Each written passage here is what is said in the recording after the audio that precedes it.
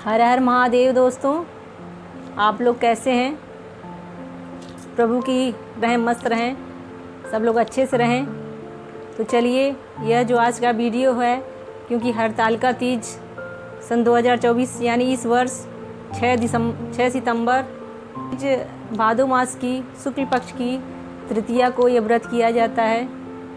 यह व्रत सुहागनें महिलाएं अपने पति के लंबी उम्र और सुख समृद्धि के लिए रखती हैं। तो चलिए, कुछ विशेष बातों की चर्चा हरतालिका तीज से संबंधित व्रत के बारे में करते हैं। खासकर कि इस वर्ष जिन लड़कियों का विवाह हुआ है, जिनका भी, उनके मन में काफ़ी प्रश्न इस व्रत को लेके रहते हैं। तो चलिए, उन्हीं विशेष बातों का ध्यान करते हैं, चर्चा करते हैं। और उन बातों को सुनने से पहले अगर मेरा चैनल जिन लोगों ने सब्सक्राइब न किया हो, सब्सक्राइब कर लें। और आगे भी व्रत त्योहारों के बारे में नई नई जानकारियाँ आपको मिलती रहें, तो मेरे चैनल को लाइक करना ना भूलें। मेरा वीडियो जब भी जो भी अच्छा लगे तो लाइक करें, और जो लोग चैनल को सब्सक्राइब ना किए सब्सक्राइब कर लें। और कमेंट बॉक्स में जाके कमेंट में हरतालिका तीज व्रत क्योंकि गौरा माता और भोले बाबा का है, तो हर हर महादेव अवश्य लिखें। तो चलिए, हरतालिका तीज कब है और कैसे इस व्रत को करना चाहिए, यह सारी जानकारी आगे सुनते हैं। तो जैसा कि इस वर्ष हरतालिका तीज 6 सितंबर दिन शुक्रवार को पड़ रहा है, तो जिन लड़कियों का इस वर्ष विवाह हुआ है वो व्रत रखना चाहती हैं, उनके मन में विशेष जो कुछ प्रश्न ऐसे भी हैं कि अगर प्रेगनेंसी है तो व्रत कैसे करें, पहला व्रत है तो उसमें क्या क्या नियम है। तो चलिए, इसी सब बातों को जानते हैं। तो पहला प्रश्न ये है कि जिन लड़कियों का इस वर्ष विवाह हुआ है वह व्रत कैसे करें। तो वो लड़कियां इस व्रत को विधिपूर्वक इस बार शुरू कर सकती हैं। बहुत अच्छे दिन, अच्छे मुहूर्त में इस बार हरतालिका तीज पड़ रहा है, तो वो इस व्रत को पूरे मन से करें। और हाँ, इस बार जिन लड़कियों का पहला यह हरतालिका तीज का व्रत है, वह श्रृंगार के पूरा सामान लाएं और उस दिन व्रत रह के उसको दान दें, किसी सुयोग्य ब्राह्मण को दान दें। श्रृंगार के सामान में अपने सामर्थ्य अनुसार वस्त्र रखें, साड़ी हो सके तो रखें, और श्रृंगार के सामान में जो भी श्रृंगार का सामान उनके पास हो सामर्थ्य अनुसार उसको रखें। और तो चलिए, दूसरा जो विशेष बातें हैं कि प्रेग्नेंट हैं तो व्रत कैसे करें, या यह व्रत अपने पति को रखवा सकते हैं कि नहीं। तो हाँ, यह व्रत अपने आप पति को भी रखवा सकती हैं, लेकिन अगर आप स्वस्थ हैं, अब व्रत कर सकती हैं निराजल, तो अपने ही खुद रखें, क्योंकि यह व्रत पति के लंबी उम्र के और सुख समृद्धि के लिए होता है। तो पत्नियां करती हैं तो और ही इस व्रत का अच्छा प्रभाव होता है। तो व्रत हो सके तो अपने करें। तीसरा, जो कि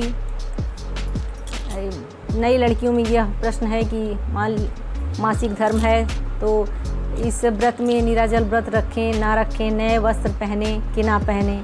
तो बिल्कुल, अगर इस बार पहली बार आप व्रत उठा रही हैं तो नया वस्त्र भी पहन सकती हैं और निराजल व्रत रहिए। हाँ, मंदिर भले ना जाइए, पूजा मत करिए, लेकिन 16 श्रृंगार करके तैयार होइए। कम से कम अपने मन में ही भोलेनाथ माता पार्वती का ध्यान करिए और विधिवत हरतालिका तीज व्रत का पूजन कर जो है व्रत निभाइए। तो चौथा प्रश्न जो है कि क्योंकि इस बार बृहस्पतिवार एक दिन पहले, हरतालिका तीज व्रत के पहले एक दिन पहले बृहस्पतिवार पड़ रहा है, तो बृहस्पतिवार को बाल धुलें या ना धुलें। और व्रत रहें तो जैसे कुछ लोग बृहस्पतिवार का व्रत रहती हैं, तो उनके मन में है कि वो बृहस्पतिवार का व्रत रखें, फिर दूसरे दिन निराजल व्रत रखें।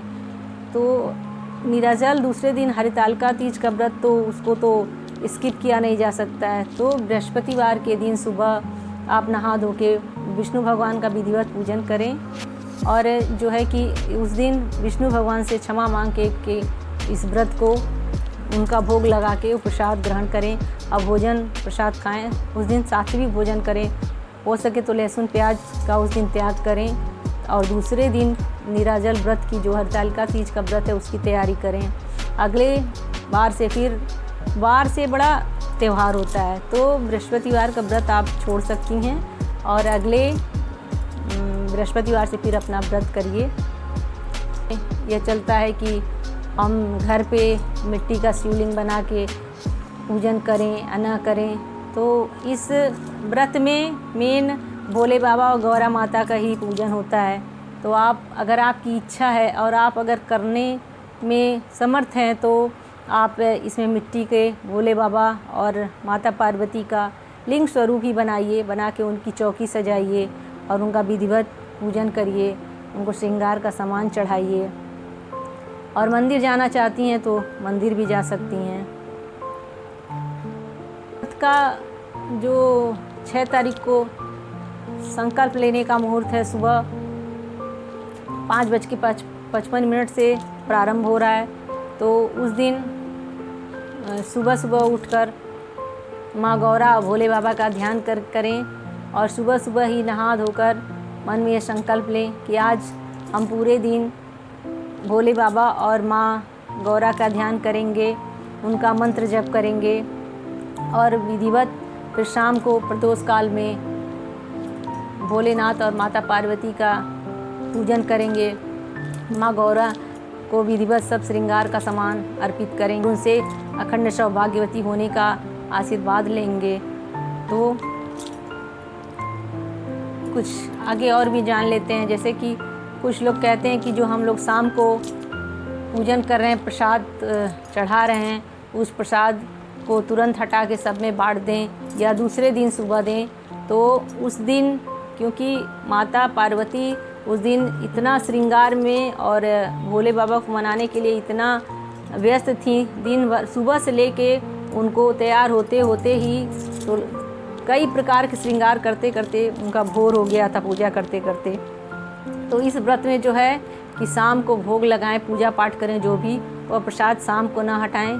दूसरे दिन सुबह नहा धो करके माता से फिर सिंदूर का दान लेके अपने मांग में भर के फिर हाथ जोड़ करके, और जो लोग मंदिर जाते हैं वो मंदिर जाएं, फिर माता से वहाँ से उनसे सिंदूर मांग के अपने मांग में लगाएं प्रसाद स्वरूप। उसके बाद आएँ तो घर पे तब जाके वो प्रसाद सब वहाँ से उठाएं और घर के परिवारजनों में बांटें और खुद भी ग्रहण करें। तब दूसरे दिन पारण के पहले प्रसाद पहले ग्रहण करें, उसके बाद से पारण का भी समय, क्योंकि तीज में कुछ लोगों के यहाँ तो शाम को प्रदोष काल में पूजा करने के बाद रात को तारे देख के एक बार पानी पीने का नियम होता है, लेकिन कहीं कहीं पे ज़्यादातर तो लोग निराजली व्रत ये करते हैं। तो जिनके वहाँ जैसा भी होता हो उस तरह से माता पार्वती या भोले बाबा का ध्यान करते हुए इस व्रत को पूरी श्रद्धा के साथ